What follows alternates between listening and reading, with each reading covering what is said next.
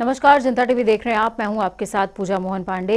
मुलायम सिंह यादव का पार्थिव शरीर उनके पैतृक गांव सैफई पहुंच चुका है। उनके निवास पर हजारों की तादाद में लोग पहुंचे हुए हैं, मौजूद हैं। नेताजी के आखिरी दर्शन करने के लिए सैफई सहित मैनपुरी, इटावा में जन सैलाब उमड़ा हुआ है और उनके पार्थिव शरीर को देखकर वहां मौजूद लोगों की आंखें नम नजर आ रही हैं। और तो और सपा कार्यकर्ताओं का रो रो कर बुरा हाल है। उनके आवास के करीबन 2 किलोमीटर दूर तक आखिरी दर्शन के लिए लोगों की भीड़ है। तो वहीं देश की सियासत में आज का दिन काफी ज्यादा दुखद। सभी सियासी दलों के नेता नेताजी के संघर्ष को याद कर रहे हैं, उनको श्रद्धांजलि दे रहे हैं।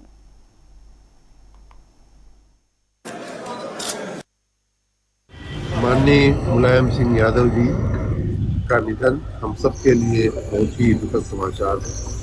मैं ईश्वर से प्रार्थना करता हूँ कि उनकी आत्मा को शांति दे और उनके शोक संतप्त परिवारजनों, परिजनों और समर्थकों को ये दुख की घड़ी में संबल दे। आज बहुत ही दुख का विषय है कि उत्तर प्रदेश के 3 बार मुख्यमंत्री रहे और समाजवादी पार्टी के लंबे समय तक राष्ट्रीय अध्यक्ष रहे श्री मुलायम सिंह यादव जी हम सब के बीच में नहीं रहे हैं। तो दुखद समाचार है। एक जीवट व्यक्तित्व का धनी, अपने कार्यकाल में बोल और सक्षम निर्णय लेने वाले, उनकी पहचान थी। ऐसे व्यक्ति का जाना उत्तर प्रदेश की राजनीति के लिए, देश की राजनीति के लिए एक दुखद अध्याय है। मैं उनको श्रद्धा नमन करता हूँ, उनको प्रणाम करता हूँ, उनके चरणों में विनम्र श्रद्धांजलि अर्पित करता हूँ। ओम शांति। आदरणीय मुलायम सिंह यादव जी देश के बड़े नेता थे। उनके निधन से अपूर्णीय क्षति हुई है। हम सब बहुत ही दुखी हैं। ईश्वर से प्रार्थना करते हैं कि उन्हें अपने अच्छी चरणों में स्थान दें, उनके परिवार को, अनुयायियों को, समर्थकों को इस असहनीय पीड़ा को सहने की ताकत दें। उत्तर प्रदेश के पूर्व मुख्यमंत्री, देश के पूर्व रक्षा मंत्री, दिग्गज राजनेता श्री मुलायम सिंह यादव जी का लंबी बीमारी के बाद दुखद निधन हो गया है। वो लंबे समय तक उत्तर प्रदेश विधानसभा, विधान परिषद, फिर लोकसभा के सदस्य रहे। श्री मुलायम सिंह यादव जी दलीय सीमाओं से ऊपर उठ करके सभी राजनीतिक दलों के लगभग वरिष्ठ नेताओं से उनके अच्छे संबंध रहे हैं। उनका निधन उत्तर प्रदेश और देश की राजनीति के लिए अपूर्णीय क्षति है। समाजवादी राजनीति के एक युग का अंत है। गरीबों के लिए, किसानों के लिए, मजदूरों के लिए, पिछड़ों के लिए उनका जो समर्पण का भाव रहता था, जो वह अपने शासन काल में दिखाने का भी काम करते थे, उनके निधन से दुखी हूं। समाजवादी पार्टी के संरक्षक, पूर्व मुख्यमंत्री, पूर्व रक्षा मंत्री भारत सरकार आदरणीय मुलायम सिंह जी के निधन की सूचना से स्तब्ध हूं और बहुत बड़ा दुख महसूस कर रहा हूं। एक राजनीतिक यात्रा उनकी अगर देखी जाए तो धरातल से उठ करके राष्ट्रीय स्तर तक पार्टी की अपनी पहचान कराना, स्वयं की पहचान कराना, सभी दलों के नेता उनका सम्मान करते थे और वो खुद स्वयं सभी नेताओं के साथ अच्छे मधुर संबंध रखते थे। किसानों के, मजदूरों के, व्यापारियों के, सभी को साथ लेकर के चलने वाले थे वो। ऐसे मुलायम सिंह जी का निधन एक राजनीतिक क्षति, बहुत बड़ी क्षति है, अपूर्णीय क्षति है। मैं अपनी ओर से विनम्र श्रद्धांजलि अर्पित करते हुए उनके शोक संतप्त परिवार को भगवान उनको सहन शक्ति दे। आदरणीय मुलायम सिंह जी के देहांत की खबर मिली, स्तब्ध हुए से। आज एक युग का अंत हुआ है राजनीति में। नेताजी ने हमेशा समाजवाद के लिए और लोहिया जी के बताए रास्ते पर चलने के लिए उन्होंने अपना पूरा जीवन समर्पित किया। बहुत कम लोग ऐसे होते हैं जो कभी अपने आदर्शों से समझौता नहीं करते। नेताजी उन्हीं में से एक थे। बहुत कुछ सीखा हम लोगों ने उनसे, प्रेरणा थे वो बहुत लोगों के लिए। हमारे तो व्यक्तिगत पारिवारिक संबंध थे। मैं ईश्वर से प्रार्थना करती हूँ कि उनकी आत्मा को शांति दें और उनके पूरे परिवार को इस क्षति को सहने का संबल दे। बाराबंकी में युवजन सभा के पूर्व नगर अध्यक्ष रहे गुफरान खान ने जब सपा संरक्षक मुलायम सिंह यादव के देहांत की खबर सुनी तो उन्होंने मुलायम सिंह यादव की तस्वीर लेकर बाराबंकी से पैदल यात्रा का आगाज कर दिया और लखनऊ में मौजूद सपा पार्टी के कार्यालय तक जा पहुंचे, जहां पर गुफरान खान ने मुलायम सिंह यादव को श्रद्धांजलि अर्पित की है।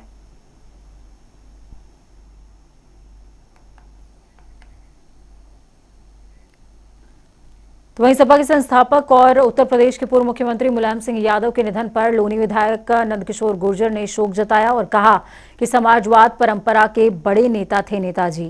गरीब, शोषित, वंचित, किसान, मजदूर, छात्रों के लिए उनके किए गए कार्य आज भी अविस्मरणीय हैं। मैंने मुलायम सिंह यादव जी के निधन से मुझे बहुत सदमा पहुंचा है, क्योंकि उन्होंने पूरे जीवन गरीब, पिछड़े, दलित, किसान, मजदूर, नौजवान और छात्रों के लिए एक संघर्ष किया और एक मुकाम तक पहुंच करके उनके लिए जो कार्य किए, उनसे न केवल प्रदेश में पूरे देश में उनके कोटि कोटि अनुयायी हैं। मैं उनके परिवार को और उनके जो समर्थक है देश में, जो समाजवादी पार्टी से भी अलग जो उनके करोड़ों समर्थक है, उन सबके लिए भगवान महादेव और महामाई से हाथ जोड़कर प्रार्थना करता हूं कि उनको इस दुख को सहने की ताकत दें और माननीय मुलायम सिंह जी को भगवान अपने श्री चरणों में स्थान दें। सपा संरक्षक मुलायम सिंह यादव के निधन पर केंद्रीय राज्य मंत्री एसपी सिंह बघेल बोले कि दिवंगत नेता मुलायम सिंह सपा के ही नहीं बल्कि उन सभी लोगों के नेता थे जो जमीनी स्तर की राजनीति किया करते थे। मुलायम सिंह का जाना सपा के लिए ही नहीं बल्कि पूरे देश के लिए बड़ी हानि है।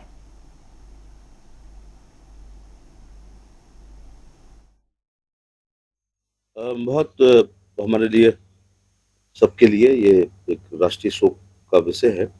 वो केवल समाजवादी पार्टी के ही नेता नहीं थे, बल्कि उन तमाम लोगों का जो जमीनी राजनीति करते थे उनके वो आदर्श थे। उनके निधन से केवल समाजवादी पार्टी का नुकसान नहीं हुआ है, बल्कि देश को का नुकसान है, क्योंकि वो अपने आप में एक राजनीतिक संस्थान थे। बहुत मुझे लगता है, मेरे को एकदम याद नहीं आ रहा कि कितने बार एमपी, मुझे लगता है 8-10 बार एमएलए, 8-10 बार एमपी, 3-4 बार मुख्यमंत्री, रक्षा मंत्री, cooperative minister, leader opposition, party के अध्यक्ष, स्टेट पार्टी के अध्यक्ष, राष्ट्रीय पार्टी के अध्यक्ष। तो वो सभी पदों पर मुझे लगता है प्रधानमंत्री के अलावा जितने संवैधानिक पद अच्छे हैं पर वो रहे और पहली जनरेशन के वो रहे हैं। आज उनकी घर में तीसरी जनरेशन में भी मेंबर ऑफ पार्लियामेंट तेज प्रताप सिंह है, लेकिन उनको विरासत में राजनीति। बड़ी और अहम जानकारी आपको दे रहे हैं। बड़ी खबर सामने आ रही है। यूपी से 8 संदिग्ध आतंकी गिरफ्तार हुए हैं। आतंकी नेटवर्क को बढ़ाने का काम कर रहे थे। खुफिया सूचना पर एटीएस की छापामार कार्रवाई, संदिग्ध गतिविधियों की वजह से यह जानकारी मिली थी। बड़ी और अहम जानकारी आपको दे रहे हैं। यूपी एटीएस को बड़ी सफलता मिली है। खुफिया सूचना के आधार पर यूपी एटीएस ने छापा मारा और 8 आतंकियों को गिरफ्तार किया है।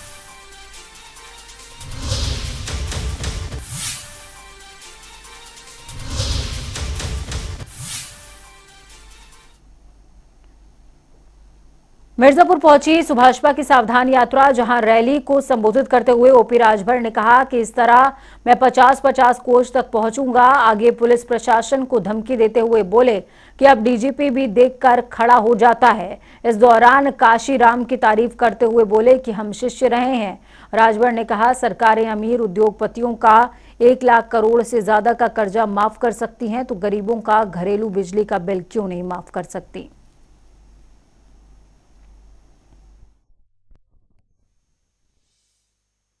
कि यहाँ से 50-50 कोस दूर जब रात को बच्चा रोता है तो माँ कहती है बेटा सो जा, नहीं गब्बर सिंह आ जाएगा। है ना डायलॉग? वही डायलॉग मिर्जापुर के साथियों आपसे कह रहा हूं, नोट कर लो। किसी गरीब के ऊपर जुल्म जाती अत्याचार अगर हुआ तो ये समझ लेना 50-50 कोस दूर पर कहीं हुआ तो ये ओम प्रकाश राजभर हाजिर हो जाएगा तेरे ठीक के लिए। बहुत सुना। अगर आप जातिवाद करोगे थाने पे बैठ करके तो हम भी पिछड़े समाज के लोग, गरीब लोग जिस दिन जातिवाद पे उतर जाएंगे तो थाने पे थानागिरी भी भूल जाएगी, तेरी जातिवाद का जड़ भूत उतर जाएगा। नहीं, दिमाग ठंडा करो, अब दिमाग ठंडा करो। अब ये ओम प्रकाश राजभर इतनी ताकत लोगों ने दे दिया है। भारतीय किसान यूनियन के अराजनैतिक के राष्ट्रीय अध्यक्ष राजेश चौहान मुजफ्फरनगर की हृदय स्थली शिव चौक पहुंचे, जहां पर भारतीय किसान यूनियन अराजनैतिक के कार्यकर्ताओं ने उनका जोरदार स्वागत किया। राजेश चौहान ने कहा कि ये मेरे गुरुजी की धरती है और यहां गुजरू और बाबा भोलेनाथ के दर्शन ना करूं तो इधर से हमारा निकलना सफल नहीं हो सकता। उन्होंने कहा कि हम महात्मा टिकैत के अगुवाई हैं और उनके पदचिन्हों पर चल रहे हैं।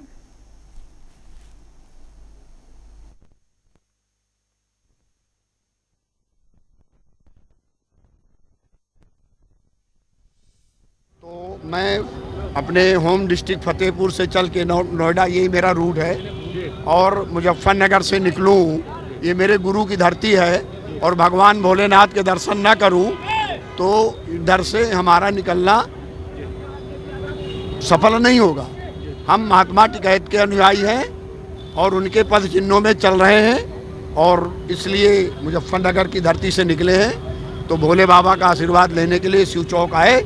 अब हरिद्वार जाएंगे, वहाँ हमारी राष्ट्रीय कार्यकारिणी की बैठक है। राष्ट्रीय कार्यकारिणी में हम बड़े आंदोलन की रणनीति तय करेंगे, जैसे ट्रैक्टरों पे सवारी के लिए रोक लगा, कटीले तार की रोक है, एमएसपी है, इन तमाम मुद्दों को लेकर के हम 3 दिन हरिद्वार में मंथन करेंगे और एक किसान हित में बड़े आंदोलन की तैयारी करके लखनऊ और दिल्ली किसान की समस्याओं के समाधान के लिए बड़े आंदोलन की घोषणा करेंगे।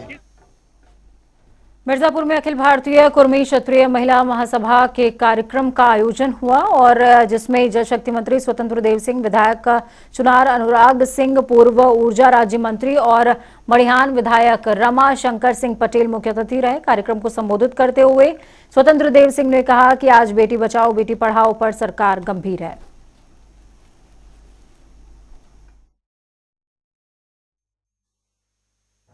आदरणीय मोदी जी, आदरणीय योगी यादव जो योजनाएं चल रही देश और राज्य के अंदर, बहुत धन्यवाद साथियों। लिंगानुपात थोड़ा डिस्टर्ब होने के कारण आदरणीय प्रधानमंत्री ने जो 15-16 में योजना शुरू किया सभी देश के सभी जनपदों में, आज उसका परिणाम है क्या सभी क्षेत्रों में महिलाएं, बेटियां, टेक्नोलॉजी हो, चाहे शिक्षा हो, चाहे हेल्थ सेक्टर हो, चाहे उद्योग सेक्टर हो, खेल क्षेत्र हो, सभी में वह बेटियां आज आगे आ रही हैं और बढ़ चढ़कर हिस्सा ले रही हैं और वह अपने परिश्रम की पराकाष्ठा से देश का नाम भी कर रही हैं, चाहे विश्व का धरती हो चाहे राज्य का धरती हो।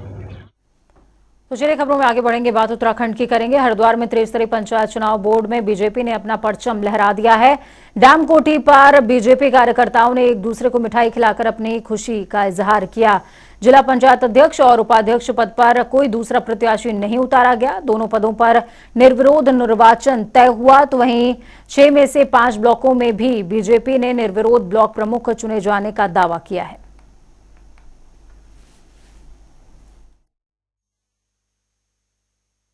भारतीय जनता पार्टी का जिस ढंग से परचम लहराया है, ये इतिहास बन गया है पार्टी का कि 30-33 वर्षों के बाद हमारा जिला पंचायत अध्यक्ष विधिवत बना है, वो भी निर्विरोध बना है। किरण जो राजेंद्र सिंह उर्फ किरण, हमारा प्यारा, जो पूरा जिले ने जिस ढंग से किरण को प्यार दिया है और जिस तरीके से पूरे जिले ने एक तरफा जो है ये मतदान हुआ है, मतदान बीजेपी के पक्ष में सारे जिला पंचायत सदस्य लगभग सब आज भारतीय जनता पार्टी के हैं या उनको समर्थन है और निर्विरोध हमारा जिला पंचायत अध्यक्ष होना, आज हम सभी लोग इनको बधाई देने के लिए यहाँ पर एकत्रित हैं। आपको बता दें कि हरिद्वार पंचायत चुनावों में 8 सीटों पर सिमट कर रह गई कांग्रेस सरकार ने पंचायत चुनावों में धांधली का आरोप लगाया है। आज हरिद्वार पहुंचे कांग्रेस प्रदेश अध्यक्ष करण माहरा और नेता विपक्ष यशपाल आर्या ने सिटी मजिस्ट्रेट कार्यालय के बाहर बड़ी तादाद में कांग्रेसी नेता के साथ धरना दिया। कांग्रेस नेताओं ने इस धरने को सत्याग्रह का नाम दिया है। कांग्रेसी नेताओं का आरोप कि हरिद्वार में संपन्न हुए जिला पंचायत चुनावों में प्रशासन ने सरकार के दबाव में आकर धांधली की है।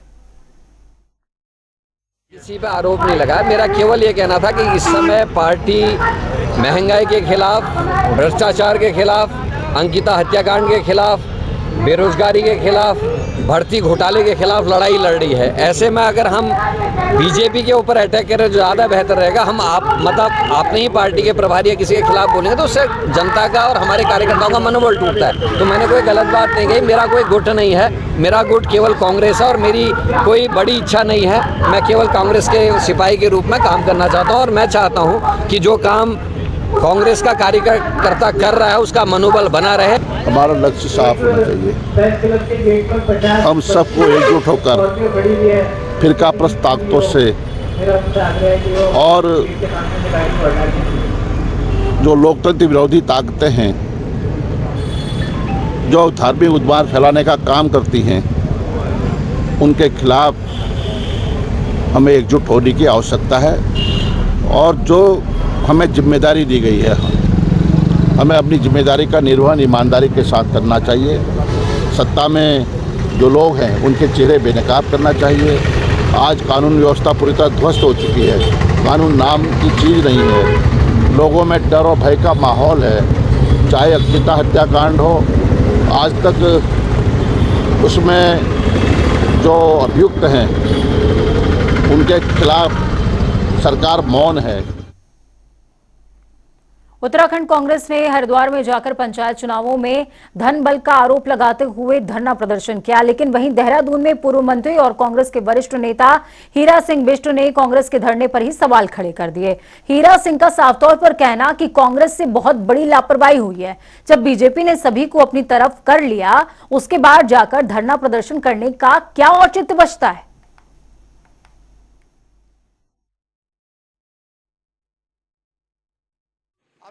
पार्टी अध्यक्ष का निर्णय है। निर्णय मैं क्या कहूँ उसमें, ये तो विलम्ब हो गया। पहले हमको बहुत ध्यान देना, फोकस करना चाहिए। तो जैसे बीजेपी ने फोकस किया, बीजेपी के अध्यक्ष, प्रभारी, मंत्री, पूर्व मुख्यमंत्री, सांसद सब वहीं पड़ रहे, तो कहीं ना कहीं मुझे कहने में कोई दिक्कत नहीं, हमारी लापरवाही है। उसका परिणाम यह है कि जो चुनाव जीते कांग्रेस विचारधारा के लोग थे, कांग्रेस जैसे बीजेपी की परंपरा रही, जीतते कोई भी किसी पार्टी का, लेकिन वो अटैच लेकर तैयार रहते हैं। उन्होंने जैसे विधायकों को खरीदा ऐसे सबको उठा लिया।